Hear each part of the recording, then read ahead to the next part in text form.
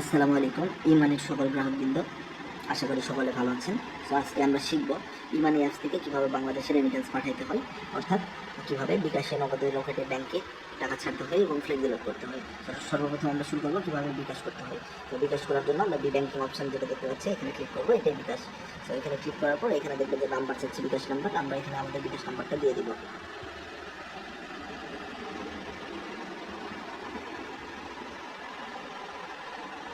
তো এখানে আমরা আমাদের বিকাশ নাম্বারটা দেওয়ার পর এখানে নেক্সট করবো। সো নেক্সট করলে আমরা দেখতে পাচ্ছি যে এখানে উপরে তিনটা অপশন আছে, cash in, cash out, send money.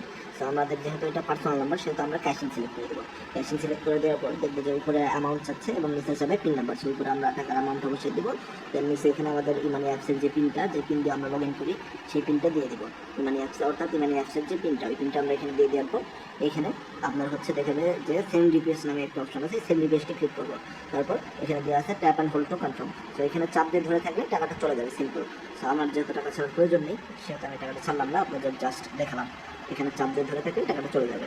So এখন আমরা দেখবো যে হচ্ছে কীভাবে আমাদের নগদে রকেটে টাকা ছাড়তে হবে। সো এগুলো সেম, জাস্ট এইভাবে নাম্বারটা উঠে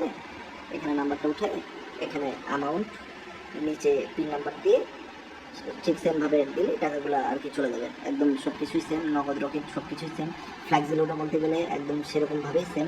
এবং জাস্ট নাম্বারটা উঠে এখানে আপনার অ্যামাউন্টটা বসাই দিয়ে কনফার্ম করে দিলেই ফ্ল্যাক্সি লোডটাও চলে যাবে আর কি।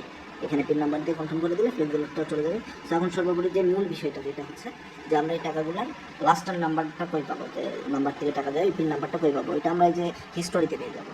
এই হিস্টোরি অপশানে পিন নাম্বারটা চলে আসবে। এখানে সব হিস্টোরিতে পিন নাম্বার যে টাকা ছাড়বে এগুলো সব হিস্টোরিতে পিন নাম্বার চলে আসবে। তো এখন আমরা শিখবো যে কীভাবে ব্যাংকে টাকা ছাড়বো। তো ব্যাংকে টাকা ছাড়ার জন্য আমরা যে ব্যাংকিং অপশানে যাবো, ব্যাংকিং অপশানে গিয়ে আমরা হচ্ছে এখানে যে ব্যাংকে টাকা ছাড়বো ওই ব্যাংকের নামটা সিলেক্ট করে দেবো। সাপোজ আমি হচ্ছে ডাক বাংলা ব্যাংকে টাকা ছাড়বো, সেখানে আমরা ডাক বাংলা ব্যাংকটা সিলেক্ট করে দিলাম। এখানে সব ব্যাংকের নামে আছে। দেন এখানে আমরা ডাক বাংলা ব্যাংকের অ্যাকাউন্ট নাম্বার যেটা, ওই নাম্বারটা আর কি এক কোথায় উঠাবো। দেন ওই অ্যাকাউন্ট নাম্বারের সাথে যে ফোন নাম্বারটা কানেক্টেড, ওই ফোন নাম্বারটা এখানে আমরা দিব। সেই ফোন নাম্বারটা দেওয়ার পর এখানে অ্যাকাউন্টের যে নাম, ওই নামটা আমরা দিব। সেই নাম দেওয়ার পর এখানে টাকার অ্যামাউন্ট চাইবে, ওই অ্যামাউন্টটা আমরা বসাবো। নিচে নোটের জায়গায় ফর ফ্যামিলি লিখে দিলে হবে বা নিজের নাম দিলে হবে, এটা এক কথায় নোট। সো ফ্যামিলি দেওয়ার পর এখানে আমরা আমাদের অ্যাকাউন্টের পিন দিব। পিন দেওয়ার পর এখানে সাবমিটে গিয়ে ইয়েস করলে আর কি টাকাটা চলে যাবে ব্যাংকে, একদম সিম্পল, ইজিলি চলে যাবে। সো এইভাবেই আমরা আর কি সকল কার্যক্রম করতে পারবো। এখান থেকে অ্যাকাউন্টের পিন পাসওয়ার্ড চেঞ্জ করতে পারবো। ইভেন এই পে বিল অপশান থেকে আমরা এনআইডির গোপন পিন নাম্বারে টাকা ছাড়তে পারবো। সব কিছুই সেম, একদম ইজিলি আমরা ইমানি অ্যাপস থেকে আমাদের রেমিটেন্সটা পাঠাতে পারবো। ধন্যবাদ।